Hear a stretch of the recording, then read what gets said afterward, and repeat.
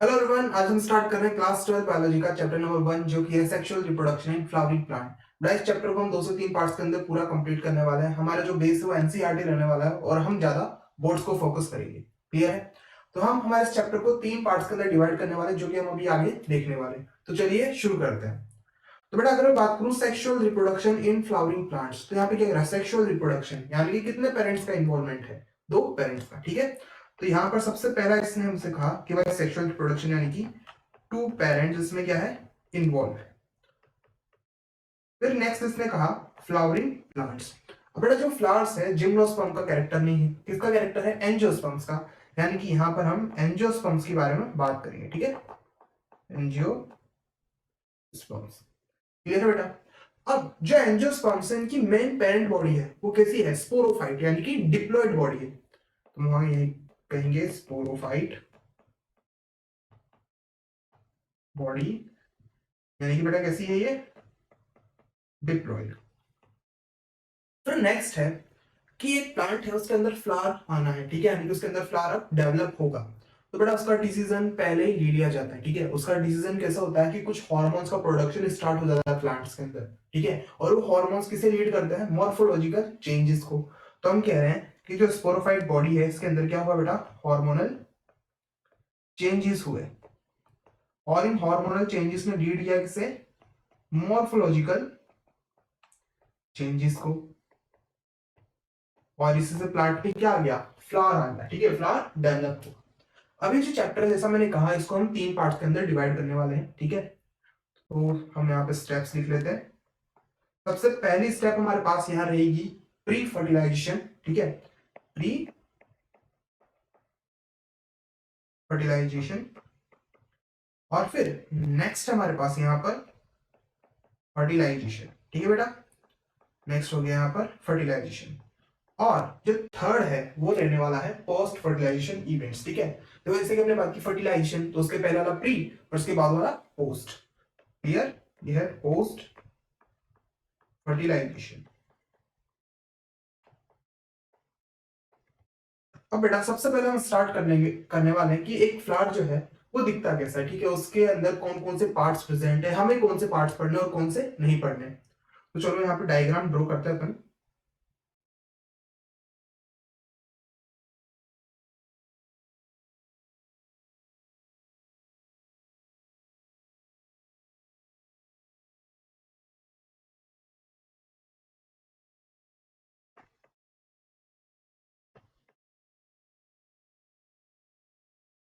तो बेटा यहाँ पर हमारे जो एनसीईआरटी के अंदर डायग्राम दिया है हमें वही देखना है। ठीक है, उससे हमारा काम हो जाएगा। तो मैं सबसे पहले यहाँ पर एक बेस बनाता हूँ। मैंने एक बेस बनाया। ठीक है, इस बेस को हम कह रहे हैं थैलेमस। इस बेस को हमने कहा थैलेमस। क्लियर बेटा? बेस क्या हो गया? थैलेमस। अब जितने भी पार्ट्स है इस बेस के ऊपर प्रेजेंट है, और ये जो पार्ट्स है ना ये सर्कल्स में प्रेजेंट होता है, जैसे कि आउटर मोस्ट सर्कल, फिर उसके अंदर एक और सर्कल, फिर अंदर एक और सर्कल। ठीक है, तो पार्ट्स क्या इन सर्कल्स पे अरेंज होते हैं। तो अगर मैं सबसे पहले वाले सर्कल की बात करूं यानी कि आउटर मोस्ट की, तो यहाँ पर ये स्ट्रक्चर प्रेजेंट है। फिर उसके बाद ये इधर प्रेजेंट है। फिर नेक्स्ट ये मैंने यहाँ पे बनाया। चलो पहले डायग्राम कंप्लीट कर लेते हैं। और बीच में बनाया मैंने ये। तो बेटा थैलेमस में अगर हम बात करें तो क्या हो गया? बेस हो गया। थैलेमस क्या हो गया यहाँ पर? बेस। और जो आउटर मोस्ट यहाँ पर सर्कल है और उसमें जो स्ट्रक्चर प्रेजेंट है उसे हम कहते हैं सेपल। ठीक है, आउटर मोस्ट में कौन है? सेपल, यानी कि जो सबसे आउटर मोस्ट वर्ल है जो सर्कल है किसका बना हुआ है? सेपल का। फिर नेक्स्ट है हमारे पास पेटल। क्लियर? सेपल के बाद कौन? पेटल। और जो ये सेपल और पेटल है इनका रिप्रोडक्शन में कोई रोल नहीं है। ठीक है, no role in reproduction. Directly role इनका कुछ नहीं है। ठीक है, डायरेक्ट ये कुछ काम नहीं करते। फिर नेक्स्ट हम लिख देंगे यहाँ पर ये है एक्सेसरी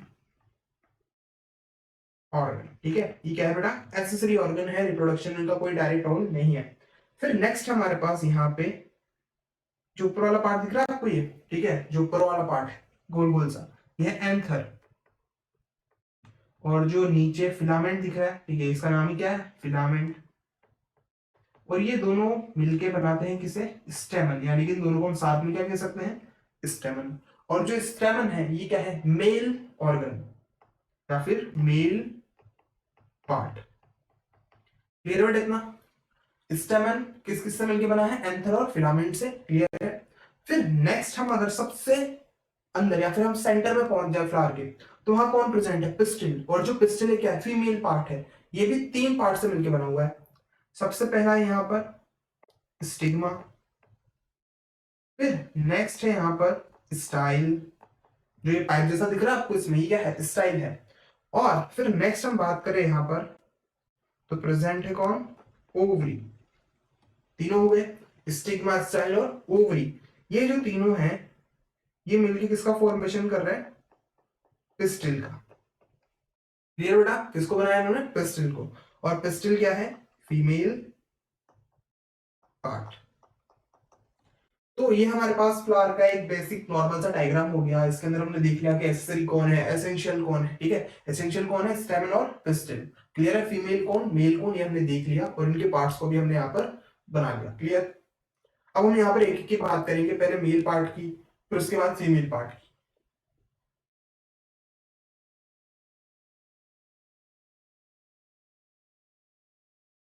तो हम सबसे पहले बात करते हैं स्ट्रक्चर ऑफ स्टेमन। और बेटा स्टेमन में जैसे अभी हमने बात की, स्टेमन के 2 पार्ट है, कौन, एंथर और फिलामेंट। तो चलो ड्रॉ कर लेते हैं।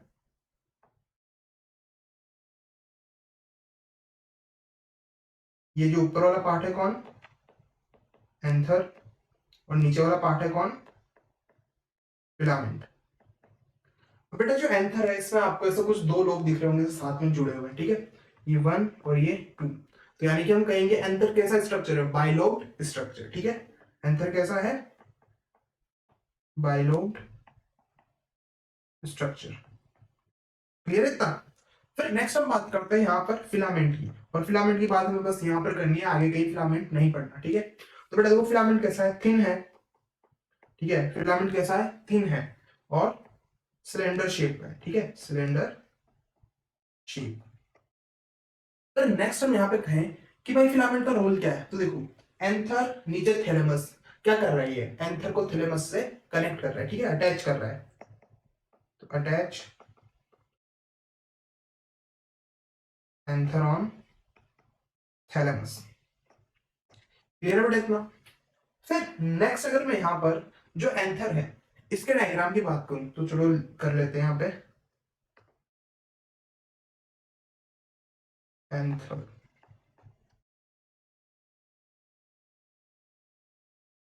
तो बेटा एंथर कैसा स्ट्रक्चर है, एंथर एक बाइलोब्ड स्ट्रक्चर है। ठीक है, इसकी हमने यहाँ पे ऊपर बात कर ली। अब अगर यहाँ पे 2 लोग प्रेजेंट है तो चलो उनको बनाते हैं।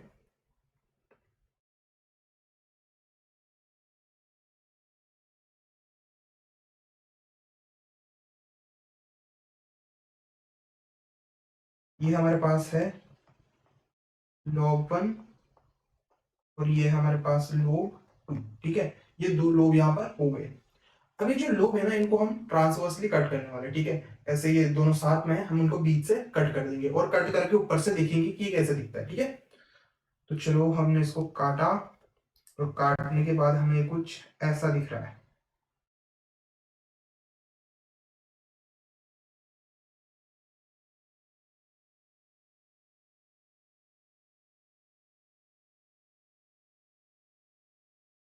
ठीक है, ये हमें कुछ ऐसा दिखा।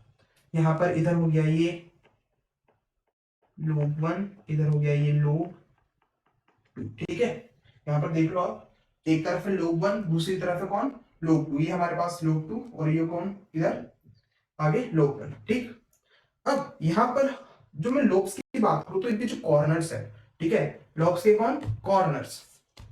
क्लियर बेटा, जो लोब्स के ये कॉर्नर्स है इन्हें हम कहते हैं थीका। का क्या काम है इन्हें, थीका।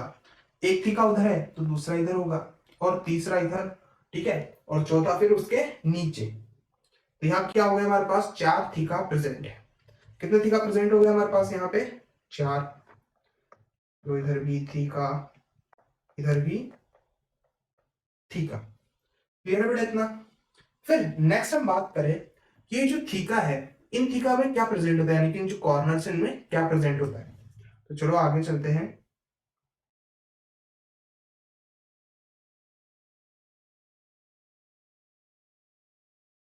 मैं इसको एक बार वापस से ड्रॉ कर लेता हूँ। मैंने दोनों को बीच से अलग कर दिया, ठीक है, एक लोब को अलग कर दिया, दूसरे को यहाँ पर अलग कर दिया।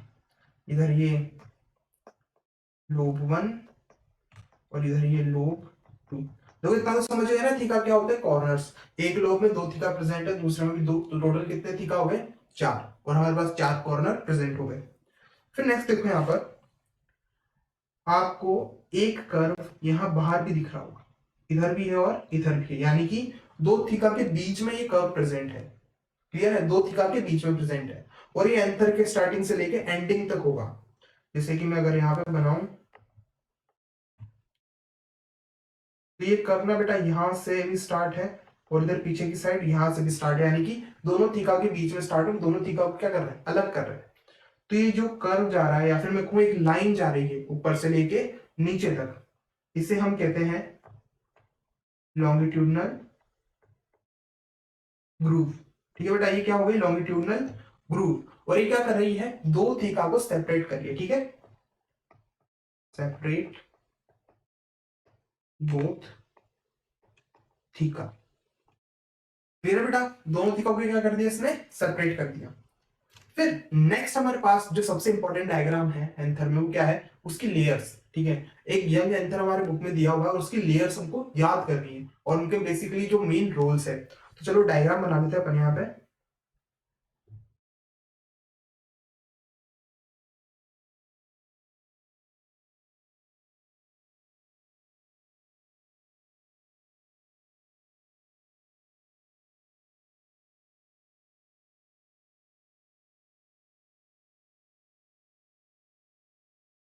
ये मेरे पास एक एंथर हो गया, ठीक है। अब चलो इसमें लेवल कर लेते हैं अपन।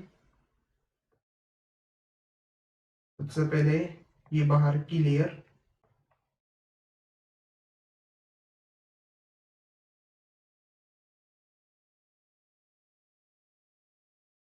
और बेटा मैं पूरे पे ड्रॉ नहीं कर रहा, मैं सिर्फ आपको एक थीका की साइड पे बना के बता रहा हूँ, पूरे में ऐसा ही होगा सेम, ठीक है। फिर एक लेयर हमने बाहर कर दी, दूसरी लेयर हम अंदर बनाएंगे।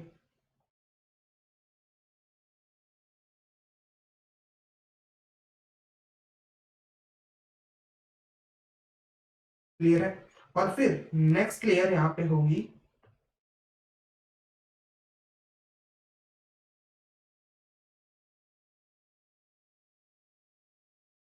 ये हमारे पास नेक्स्ट लेयर हो गई। और फिर एक और लेयर यहाँ पर बनेगी जो सबसे अंदर होगी, और इसके अंदर प्रेजेंट होंगे स्पोरोजिनस टिश्यू। अब बेटा बात ऐसी है, जो थीका है कॉर्नर्स है, यहाँ पर प्रेजेंट होते हैं माइक्रो स्पोरेंजिया। ठीक है, कौन प्रेजेंट है यहाँ पर, माइक्रो स्पोरेंजिया, और उसी की हमको यहाँ पर मेनली बात करनी है। तो चलो देखते हैं, यहाँ पे एक चीज रह गई, ये बीच में कनेक्टिव। तो चलो बेटा बात करते हैं, सबसे पहले क्या, कि हमारे पास सबसे बाहर वाली लेयर है, सबसे बाहर वाली लेयर को हम कहेंगे एपिडर्मिस। ठीक है, सबसे बाहर कौन है, एपिडर्मिस। फिर एपिडर्मिस के बाद हम एक लेयर अंदर चलते हैं, तो यहाँ पर कौन आ गया, एंडोथीशियम। क्लियर है, नेक्स्ट कौन है यहाँ पर, एंडोथीशियम। फिर एंडोथीशियम से हम और अंदर आते हैं, एक और लेयर मिलेगी हमें, जो है मिडल लेयर, मिडल लेयर। और बेटा सबसे अंदर वाली लेयर है टैप्टम। तो कितनी लेयर हो गई, एपिडर्मिस, एंडोडर्मिस, मिडल लेयर और टैप्टम, ये हमारे पास 4 लेयर हो गई। और फिर यहाँ बीच में हमने कहा कि भाई ये प्रेजेंट है कौन, कनेक्टिव, ये है कनेक्टिव। ठीक है, इसे हमने क्या कहते हैं, कनेक्टिव टिश्यू कहते हैं। चलो अब बेसिकली कनेक्टिव टिश्यू क्या है, इसको जानो। जो आपका फिलामेंट था, ठीक है, जो नीचे थैलेमस से कनेक्ट होता आ रहा है, तो भाई फिलामेंट ये मानो नीचे से आ रहा है, ये एंथर है, एंथर में एंटर कर गया और एंथर के टॉप तक जा रहा है, तो बेसिकली कनेक्टिव क्या है, वो फिलामेंट ही है। ठीक है, हम कह देंगे ये क्या है भाई, फिलामेंट ही है। ठीक है, इधर नीचे से आ रहा है, कहां से, थैलेमस से। इसमें कोई कंफ्यूज मत होना, ठीक है, मैंने यहाँ पे डायग्राम में बना दिया कि भाई कनेक्टिव टिश्यू क्या है, फिलामेंट ही है, और कहां से आ रहा है, नीचे थैलेमस के पास से। क्लियर। अब नेक्स्ट देखो, हमने कहा कि भाई जो एंथर है, ठीक है, एंथर के हर कॉर्नर पे कौन प्रेजेंट है, माइक्रोस्पोरेंजिया, ठीक है, कौन, माइक्रोस्पोरेंजिया। कॉर्नर हमने देखा थीका, यानी कि हर थीका पे कौन प्रेजेंट है, माइक्रोस्पोरेंजिया। चलो मैं लिख देता हूं यहां पर,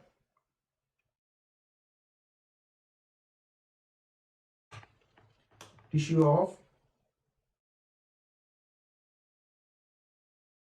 एंथर ईच कॉर्नर, बेटा हर कॉर्नर पे कौन है यहाँ पर, माइक्रो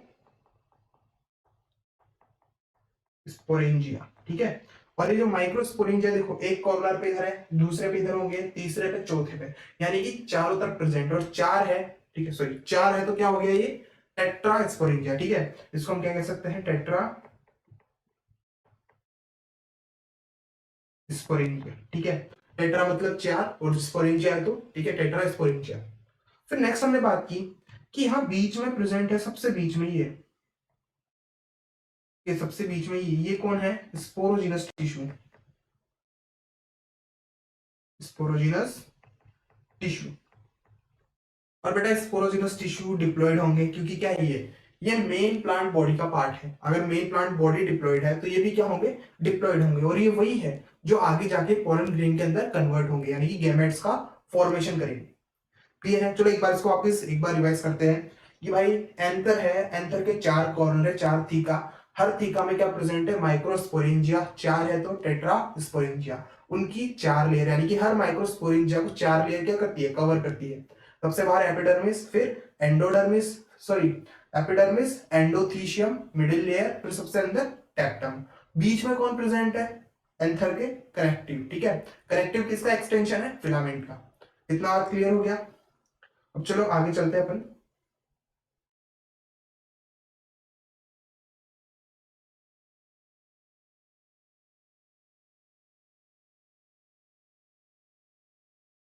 अब बेटा नेक्स्ट यहाँ पर हम बात करते हैं लेयर्स के फंक्शन की, ठीक है। चलो लेयर्स तो हमने देख ली। सबसे पहली कौन है, एपिडर्मिस, दूसरी कौन बेटा, एंडोथीशियम, फिर नेक्स्ट हमारे पास कौन है यहाँ पर, नेक्स्ट हमारे पास मिडल लेयर, और मिडिल लेयर के बाद फोर्थ नंबर पे हमारे पास कौन है, टेक्टम, ठीक है। और बेसिकली आपको टेक्टम अच्छी तरह याद रखना है, टेक्टम का रोल क्या है, ठीक है, बहुत इंपॉर्टेंट रोल है इसका। तो चलो हम सबसे पहले बात करते हैं इन तीनों की, ऊपर वाली, एपिडर्मिस, एंडोथीशियम और मिडिल ईयर। तो इनका मेन काम है, पहला तो प्रोटेक्शन, ठीक है, पहला क्या, प्रोटेक्शन। और प्रोटेक्शन किसे प्रोवाइड करेंगे, ये एंथर को। फिर नेक्स्ट है कि भाई जो एंथर है, मानो कि यंग है, मैच्योर होगा बाद में जाके, तो उसके अंदर जो पॉलेंस बने हैं, पॉलेंस किससे, स्पोरोजिनस टिश्यू से, तो भाई वो ओपन भी कराना है, ओपन करा के सारे पॉलेंस को बाहर रिलीज भी करना है। तो जो एंथर का डिहाइसेंस, यानी कि ओपनिंग ऑफ एंथर, उसमें कौन हेल्प करता है, ये तीनों लेयर। और इन तीनों में से भी बेसिकली कौन, एंडोथीशियम। क्लियर है। तो मैं यहाँ पे लिख देता हूं, डिहाइसेंस टू रिलीज पॉलन, ठीक है बेटा। क्या कर रही है, डिहाइसेंस, यानी कि opening of anther and releasing of pollen, कौन हेल्प कर रहा है उसमें, ये तीनों लेयर्स। और अगर आपसे कोई पूछ ले कि भाई इन तीन में से भी मेन रोल किसका है, तो वो कौन होगा, एंडोथीशियम। क्लियर। फिर नेक्स्ट है टेप्टम। अब बेटा टेप्टम का देखो मेन रोल है क्या, न्यूट्रिशन प्रोवाइड करना। अब ये एक तरह से मिडल मैन की तरह काम करता है, कि जो कनेक्टिव था, ठीक है, चलो मैं आपको ऊपर डायग्राम में बता दूं, ये जो कनेक्टिव है, ये इसने क्या किया, न्यूट्रिशन को लेके आ रहा है, ठीक है, ऐसे अंतर में न्यूट्रिशन को लेके आ रहा है। अब ये क्या करता है, न्यूट्रिशन को सप्लाई करता है, इधर भी करेगा, इधर भी करेगा, इधर भी करेगा, इधर भी करेगा, यानी कि चारों डायरेक्शन में क्या कर रहा है, वो जो न्यूट्रिशन है उसको भेज रहा है। अब इस न्यूट्रिशन को कैच करता है कौन, ये टैक्टम। देखिए न्यूट्रिशन को किसने कैच किया, टैक्टम ने। और फिर प्रोवाइड करता है किसे, स्पोरोजिनस टिश्यू को। यानी कि मेनली टैक्टम का काम क्या है, स्पोरोजिनस टिश्यू को न्यूट्रिएंट प्रोवाइड करना, न्यूट्रिशन प्रोवाइड करना, ठीक है। और ये न्यूट्रिशन कहां से लेता है, कनेक्टिव से। तो कनेक्टिव से न्यूट्रिशन टैक्टम में, टैक्टम से किधर, स्पोरोजिनस टिश्यू के पास, ताकि स्पोरोजिनस टिश्यू को न्यूट्रिशन मिले और क्या करे, ग्रो करे, ठीक है। चलो आगे चलते हैं अब।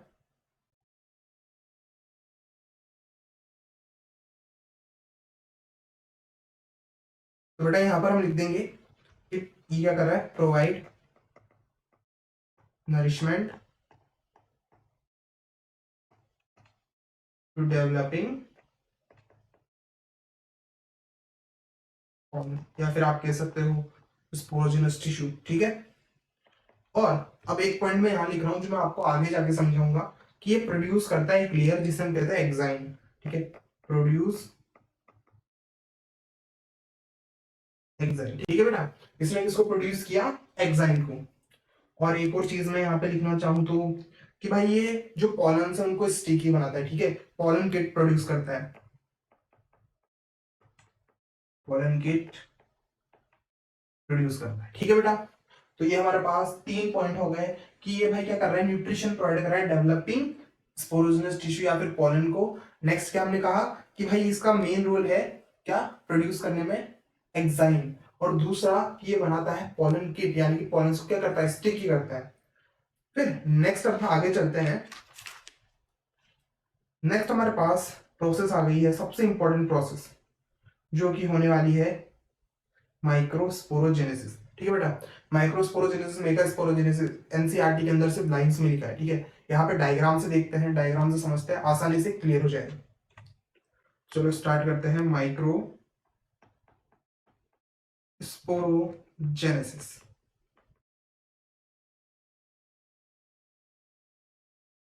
अब बेटा माइक्रोस्पोरोजेनेसिस का मतलब क्या है कि हमको माइक्रोस्पोर्स का फॉर्मेशन करना है, तो ये क्या हो गया, माइक्रोस्पोरोजेनेसिस। तो लिख देंगे यहाँ पर फॉर्मेशन ऑफ माइक्रोस्पोर, ठीक है। किसका फॉर्मेशन, माइक्रोस्पोर का फॉर्मेशन। तो चलो इसके लिए भी डायग्राम बनाएंगे। ये हमने यहाँ पर एक डायग्राम बनाया, इसमें हमने बाहर ये एक लेयर का फॉर्मेशन कर दिया,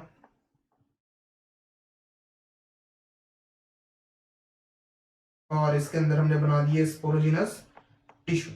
अभी हमने बात की थी टेप्टम वगैरह की, ठीक है, एंथर की। तो वहां से हमने एक कॉर्नर यहाँ पे उठा के ले लिया, लेयर्स को हटा दिया है, बस टेप्टम रखी है, ठीक। तो बाकी वो लेयर्स वैसे प्रेजेंट होगी यहाँ पर, ऐसा नहीं कि मैंने ये डायग्राम ले लिया तो वो लेयर्स दे, ऐसा कुछ नहीं है। तो इसको लेबल करते हैं। ये है बाहर वाली लेयर, कौन है, टेप्टम। और इसके अंदर कौन प्रेजेंट है, स्पोरोजिनस टिश्यू। और बेटा जो स्पोरोजिनस टिश्यू है कैसे होते हैं, डिप्लॉयड, क्लियर है। अब यहाँ पर बहुत सारे सेल्स प्रेजेंट है, ठीक है, बहुत सारे सेल्स, स्पोरोजिनस टिश्यू बहुत सारे हैं। इनमें से मैं किसी एक को ले लेता हूँ, ठीक है, इसमें से मैं किसी एक को यहाँ पर बाहर निकाल लेता हूँ। अब बेटा जो मैंने ये बाहर निकाला है एक, इसे हम कहेंगे पॉलन मदर सेल। यानी कि जितने भी स्पोरोजिनस टिश्यू है सारे के सारे क्या है, पॉलन मदर सेल है। पर हम यहाँ पे एक की बात करें, एक को हमने बाहर निकाल दिया, तो ये हो गया हमारा पीएमसी, यानी कि पॉलन मदर सेल। और ये जो पॉलन मदर सेल है ये भी कैसा है, डिप्लॉयड है, क्लियर। अब ये जो पॉलन मदर सेल है इसको गैमेट्स बनाने, अब बेटा देखो सिंपल सी बात है, एक डिप्लॉयड सेल उसे बनाने गैमेट्स यानी कि हैप्लॉयड सेल्स, कौन सी प्रोसेस फॉलो करेगा, मियोसिस। तो इस पीएमसी के अंदर हुई है मियोसिस, ठीक है। और मियोसिस करने के बाद इसने यहाँ पर 4 सेल का फॉर्मेशन की, 1 2 3 और 4।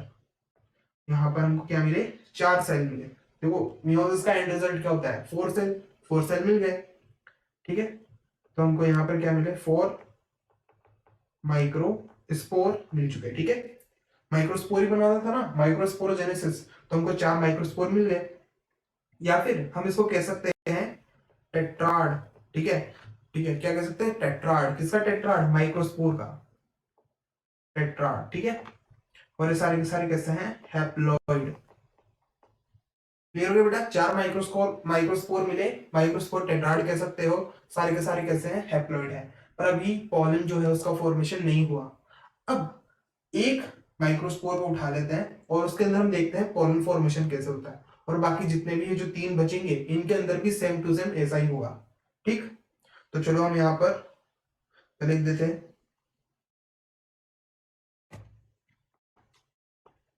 ईच माइक्रोस्पोर माइटोसिस करके क्या बना सकता है, पॉलन, ठीक है, कैन गिव पॉलन। यानी कि अभी मैं एक माइक्रोस्पोर को लूंगा और उसमें आपको पूरी प्रोसेस करके बताऊंगा, और बाकी जितने भी हैं उन सब में भी एज इट इज यही प्रोसेस फॉलो होगी और पॉलन बनेगा। तो माइक्रोस्पोर तो कैसे बने, मियोसिस से। अब माइक्रोस्पोर से जो पॉलन बनेगा वो कैसे बनेगा, माइटोसिस से। तो चलो हम सबसे पहले यहाँ पर एक को ड्रॉ कर देते हैं। ये हमारे पास एक माइक्रोस्पोर हो गया, माइक्रोस्पोर कैसा है बेटा, ये हैप्लोइड, ठीक है। अब इस माइक्रोस्पोर के अंदर सबसे पहले क्या होगा, इसको ग्रो करना है, ठीक है। अगर सेल को डिवाइड करना है तो पहले क्या करना पड़ेगा, ग्रो करना पड़ेगा। तो इसने ग्रो करना स्टार्ट किया, ये ग्रो कर रहा है, और ग्रो करते टाइम पे इसके अंदर फॉर्मेशन हो गया वैक्यूल का, ठीक है। इसके अंदर किसका फॉर्मेशन हो गया, वैक्यूल का। तो देखो यहाँ पे दो चीजें प्रेजेंट है। सबसे पहले क्या, ऊपर है वैक्यूल, और ये इसमें न्यूक्लियस। क्लियर बेटा, ऊपर वैक्यूल नीचे न्यूक्लियस, या फिर नीचे ऊपर कैसे भी हो सकता है।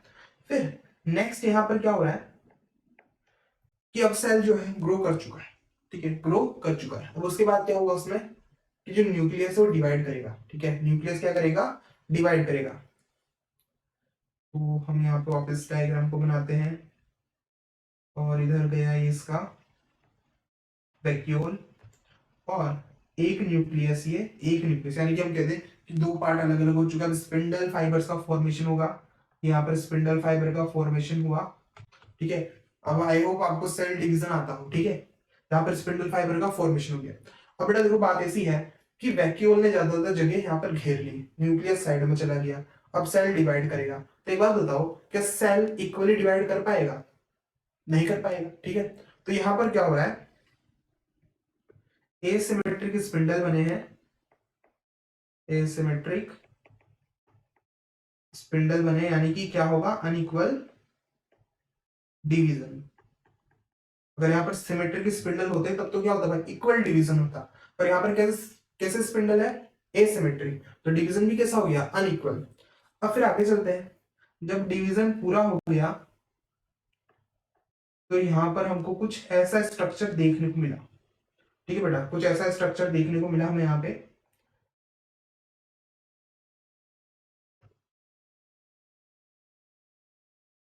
और ये एक बड़ा सेल है, ठीक है। हमको कुछ ऐसा स्ट्रक्चर देखने को मिला कि एक बड़ा सेल है, और उस बड़े सेल के अंदर एक छोटा सेल प्रेजेंट है।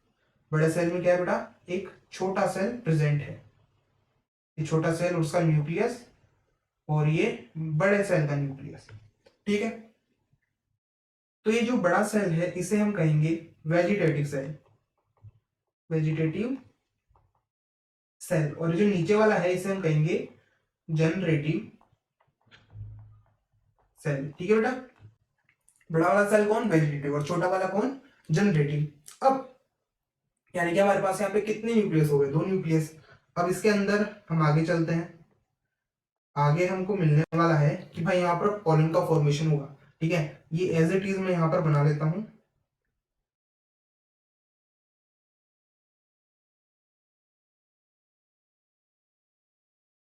ठीक है। मैंने एज इट इज ये डायग्राम ड्रॉ कर दिया।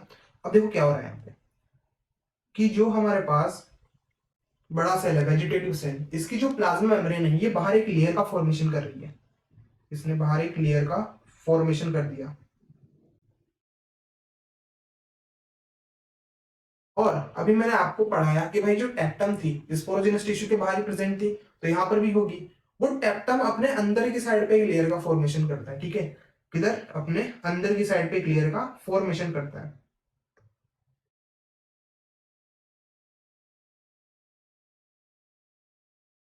तो ये मैं अंदर की साइड पे एक लेयर का फॉर्मेशन करवा रहा हूँ, किसके अंदर, टेप्टम के अंदर, ठीक है।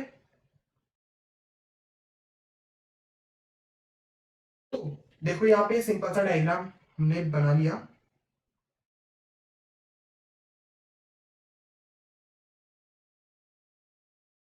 अब बेटा यहाँ पर इसको लेबल कर लेते हैं, चलो जल्दी से, ठीक है।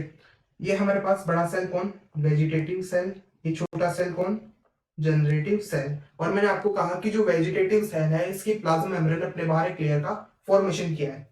तो ये जो आपको ग्रीन कलर का दिख रहा है इसे हम कहेंगे इन टाइम, ठीक है बेटा। ये क्या है, इन टाइम। इन टाइम किसकी मेम्ब्रेन ने बनाया, वेजिटेटिव सेल की मेम्ब्रेन ने, ठीक है।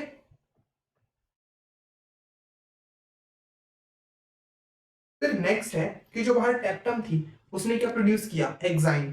तो जो पिंक कलर की लेयर दिख रही है ये कौन है, एग्जाइम। और एग्जाइन किसने बनाई? टैप्टम ने। क्लियर है बेटा इतना? तो ये हमारे पास जो डायग्राम बना है, किसका डायग्राम है?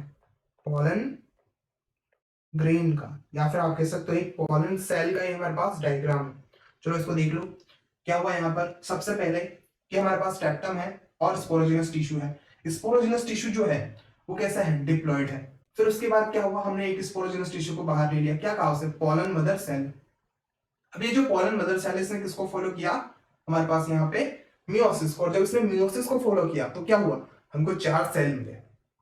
अब बेटा जो 4 सेल है कैसे? हैप्लॉइड है और इनके अंदर क्या चलेगा? डिवीजन चलेगा। कौन सा? माइटोसिस। तो हमने यहां से एक माइक्रोस्पोर को ले लिया है। माइक्रोस्पोर में डिवीजन चलने से पहले ग्रोथ होगी और ग्रोथ में क्या हो रहा है भाई? वैक्यूल का फॉर्मेशन हुआ और वैक्यूल ने न्यूक्लियस को साइड में भेज दिया। जब न्यूक्लियस साइड में गया तो वहां पर अनइक्वल डिवीजन हुआ। इस वजह से हमको 2 सेल मिले, एक बड़ा और एक छोटा। छोटा सेल बड़े में प्रेजेंट है, ठीक है। बड़े सेल को हमने क्या कहा? Vegetative cell. और छोटे को क्या कह दिया हमने? Generative cell. क्लियर है? और फिर अब यही सेल आगे जाके और ग्रो कर रहे हैं। अब जो वेजिटेटिव सेल है उसने अपने बाहर एक लेयर का फॉर्मेशन किया, बेसिकली उसकी प्लाज्मा मेम्ब्रेन ने। उस लेयर को हमने क्या कहा? इंटाइन। और जो टैप्टम था उसने अपने अंदर की साइड पे लेयर का फॉर्मेशन किया, वो क्या है? एक्साइन। क्लियर है बेटा? ये जो डायग्राम है ये हमारे पास पॉलन ग्रेन का डायग्राम है, या फिर हम कह सकते हैं मेल गेमेटोफाइट। ठीक है, यहाँ पे हम लिख देते हैं मेल गेमेटोफाइट। ठीक है बेटा? अब यहाँ पर एक चीज देखो कि जो एक्साइन है इसमें यहाँ पर ओपनिंग है। ठीक है, एक्साइन में यहाँ पर देखो ओपनिंग है, ये यानी कि एक्साइन पूरी तरह से कंटिन्यूअस लेयर नहीं है, इसमें कहीं पे ओपनिंग है। ये जो ओपनिंग है इसे हम कहेंगे जर्म पोर। क्लियर बेटा? इस ओपनिंग को हमने क्या कहा? जर्म पोर। और ये जर्म पोर आगे जाके फॉर्मेशन करेगा पॉलन ट्यूब का। Pollen tube. क्लियर हो गया इतना? तो ये जो पूरी प्रोसेस है इसे हम कहते हैं माइक्रोस्पोरोजेनेसिस। क्लियर है बेटा?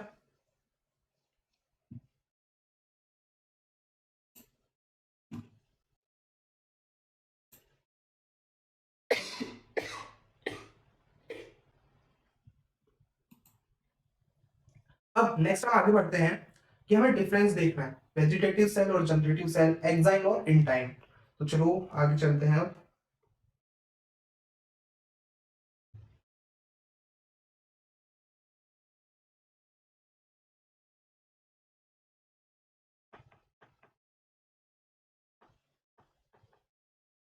डिफरेंस बिटवीन एक्साइन एंड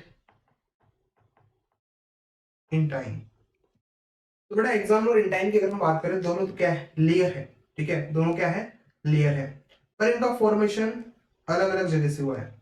अगर मैं एक्साइन की बात करूं, ठीक है, चलो यहां लिख देते हैं एक्साइन और इधर इंटाइन। बेटा जो एक्साइन है, एक्साइन का फॉर्मेशन किसने किया? एक्साइन का फॉर्मेशन किया है टैप्टम ने। ठीक है, फॉर्म बाय टैप्टम। और इधर जब मैं इंटाइन की बात करूं तो इंटाइन को किसने बनाया है? प्लाज्मा मेम्ब्रेन ने। किसकी प्लाज्मा मेम्ब्रेन? Vegetative cell. ठीक है, तो form by plasma membrane of vegetative cell. फिर नेक्स्ट है कि जो एक्साइन है एक डिसकंटिन्यूअस लेयर है। अभी हमने बात की कि उसमें कहीं पे ओपनिंग है, क्या था वो? जंप होल। तो ये कैसी है? डिसकंटिन्यूअस। और ये कैसी है? कॉन्टिन्यूअस। और फिर हम बात करें कि जो इंटाइन थी, देखो एकदम स्मूथ थी, ठीक है, सर्कुलर थी। और जो हमारे पास एक्साइन थी वो कुछ स्कल्पचर्ड थी। ठीक है, उसमें कुछ ना कुछ पैटर्न्स बने थे, तो हम यहाँ लिख देंगे स्कल्पचर्ड।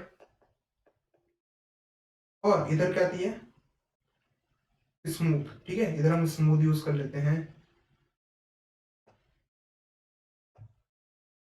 और फिर बेटा नेक्स्ट चीज जिस पे क्वेश्चन बनता है कि जो एक्साइन है किसकी बनी होती है, यानी कि कौन सी सब्सटेंस की बनी होती है?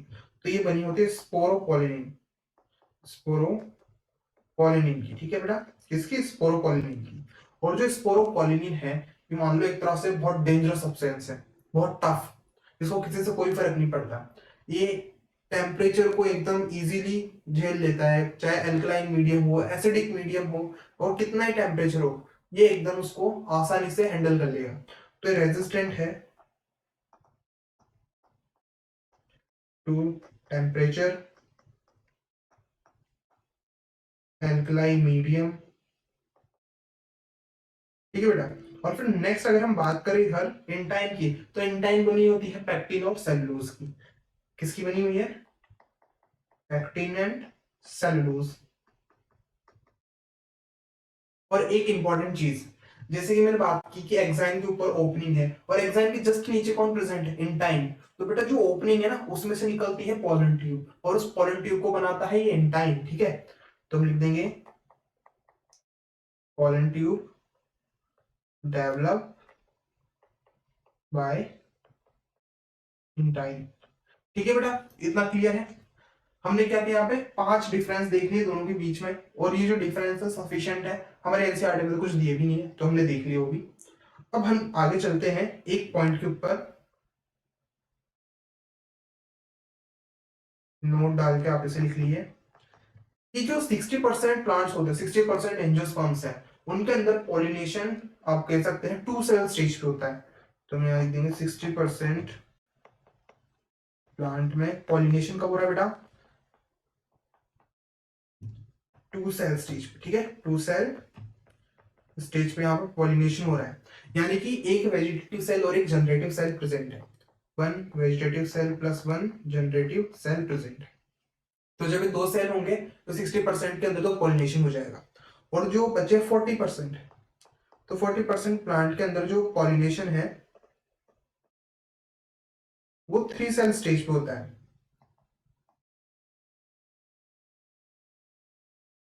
बड़ा 3 सेल स्टेज यानी कि यहाँ पर 3 सेल प्रेजेंट होंगे। तो देखो, एक तो वही वेजिटेटिव सेल होता है और 2 जनरेटिव सेल हो जाते हैं, क्लियर है? तो 3 सेल हो गए। अब बात ऐसी है कि जो 60% प्लांट्स है ना, वो भी जब एंड आ रहा होता है, ठीक है, यानी कि जब वो भाई ओवरी के पास पहुंचने वाला है, तो उस टाइम पे वो भी डिवाइड करके 3 सेल बन जाते हैं, जो हम आगे अभी प्रोसेस में देखने वाले हैं, ठीक है। यानी कि हर प्लांट में पॉलिनेशन के एंड में 3 सेल का फॉर्मेशन होना पक्का है, पर कुछ के अंदर पॉलिनेशन 2 सेल पे होती है और कुछ के अंदर 3 सेल स्टेज पे होती है, पर सब में एंड में कितने सेल बनने हैं? 3 सेल, ठीक है, जो भी हम आगे आगे देख लेंगे। फिर नेक्स्ट हमारे पास यहाँ एक टॉपिक है जो है पॉलन एलर्जी। ये बेटा नेक्स्ट है कौन? Pollen allergy. अब अगर मैं पॉलन एलर्जी की बात करूं तो ऐसी एलर्जी किस वजह से हो रही है? पॉलन्स की वजह से, सिंपल सी बात, वही क्या है? Pollen allergy. पर यहां पर हमको जो याद रखना है वो है पार्थेनियम। बेटा पार्थेनियम को हम एक नाम और देते हैं, ठीक है, कॉमन नेम इसका कैरेट ग्रास, और हमारे रीजन में कोटा की तरफ से बोलते हैं गाजर घास, ठीक है। ये बेसिकली एक वीड है। वीड क्या होता है बेटा? Unwanted plants. तो जब हम इंडिया ने, ठीक है, इंडिया ने क्या किया, बाहर से वीट को इंपोर्ट किया, तो वहां से क्या हुआ, इसके जो सीड्स है वो भी उसके साथ आ गए, वीट के साथ, और यहाँ पर आके फैल गए। तो हम लिख देंगे कम अलोंग विद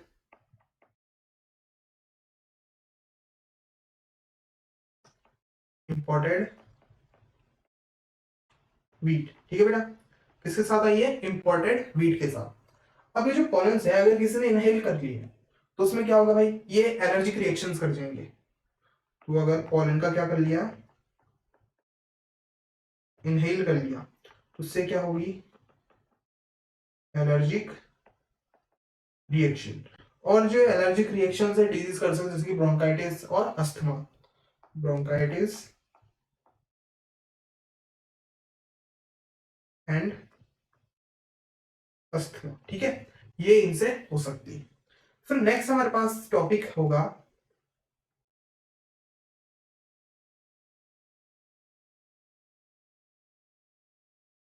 थोड़ा नेक्स्ट टॉपिक हमारे पास viability of pollen. Viability of pollen. तो इसको हम सिंपल से एग्जांपल समझते हैं कि भी एक प्लांट है, उससे पॉलन रिलीज हो गए, ठीक है, और उसको कहा गया है कि भाई तेरे को 5 मिनट के अंदर अंदर पॉलन ट्यूब का फॉर्मेशन करना है। अगर 5 मिनट में तूने पॉलन ट्यूब का फॉर्मेशन नहीं किया तो तू किसी काम का नहीं है, ठीक है, तू किसी काम का नहीं है।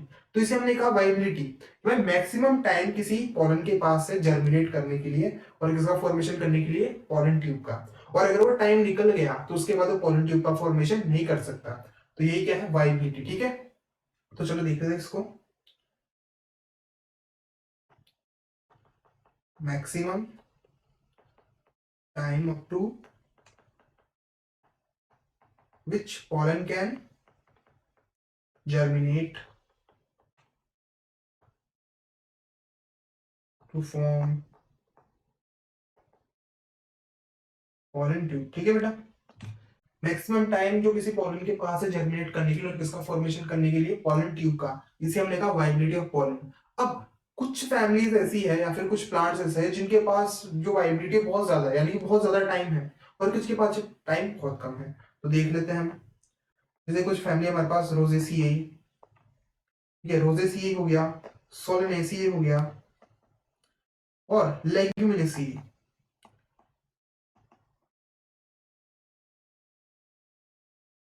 इनके पास बेटा लॉन्ग वाइबिलिटी है। और फिर नेक्स्ट हमारे पास कुछ फैमिलीज है, या फिर हम कहें कुछ प्लांट, जैसे वीट हो गया, पैडी हो गया, वीट और पैडी। बेटा पैडी यानी कि राइस, ठीक है, पैडी क्या है, राइस। इनकी शॉर्ट वाइबिलिटी है, शॉर्ट वाइबिलिटी। शॉर्ट वाइबिलिटी यानी कि कितनी होगी, अराउंड 30 मिनट्स, ठीक है। 30 मिनट में अगर ग्रो किए तो ठीक, नहीं किए तो किसी काम के नहीं है, खत्म। फिर नेक्स्ट हमारे पास है पॉलन एज फूड सप्लीमेंट। तो आजकल बहुत से लोग क्या करते हैं, पॉलन्स को फूड सप्लीमेंट की तरह यूज करते हैं अपना एंड्योरेंस बढ़ाने के लिए, और ये बेसिकली जो एथलीट्स है वो यूज करते हैं, या फिर जो हॉर्सेस है उनको ही दिया जाता है। तो हम यहाँ पर इस पॉइंट को भी ले लेते हैं, पॉलन एज फूड सप्लीमेंट। ठीक है बेटा, पॉलन एज फूड सप्लीमेंट। और उसके ना छोटे छोटे से डिब्बे आते हैं जो केमिस्ट की शॉप में मिल जाता है, तो उसको लोग कंज्यूम करते हैं। सम पॉलन किस फॉर्म में मिल रहे हैं, एक तो टैबलेट की फॉर्म में मिल रहे हैं और सिरप्स की फॉर्म में मिल रहे हैं।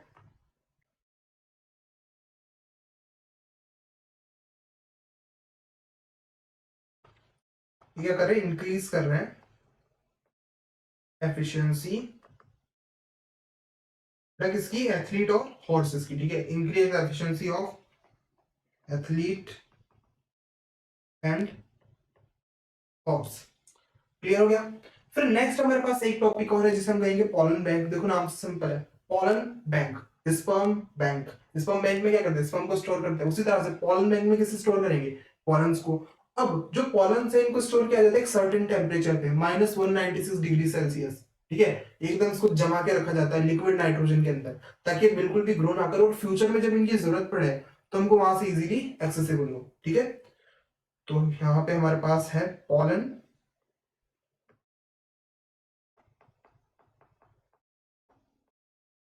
बैंक। ठीक है बेटा, अब पॉलन बैंक में क्या करा जा रहा है कि जो पॉलन ग्रेन है उसको स्टोर किया जा रहा है एट -196 डिग्री सेल्सियस पे, अभी किसके अंदर, लिक्विड नाइट्रोजन के अंदर, एट लिक्विड नाइट्रोजन। क्लियर है। और फिर इसको हम बाद में यूज करेंगे प्लांट ब्रीडिंग्स के अंदर,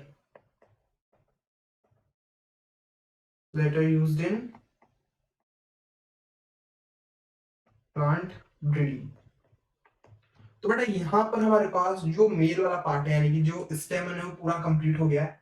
क्लियर है। और इस वीडियो में हम बस मेल पार्ट को कंप्लीट करने वाले, नेक्स्ट वाली वीडियो में हम फीमेल वाले पार्ट को देखेंगे, यानी कि पिस्टिल को। तो इस वीडियो में बस इतना ही। अगर वीडियो आपको अच्छी लगी हो, इन्फॉर्मेटिव लगी हो, तो बेटा लाइक करें, शेयर करें, और अपने दोस्तों के साथ ज्यादा शेयर करें जो क्लास 12th में। ठीक है, और इस वीडियो में बस इतना ही। अब मिलते हैं नेक्स्ट में, तब तक के लिए बाय, थैंक यू।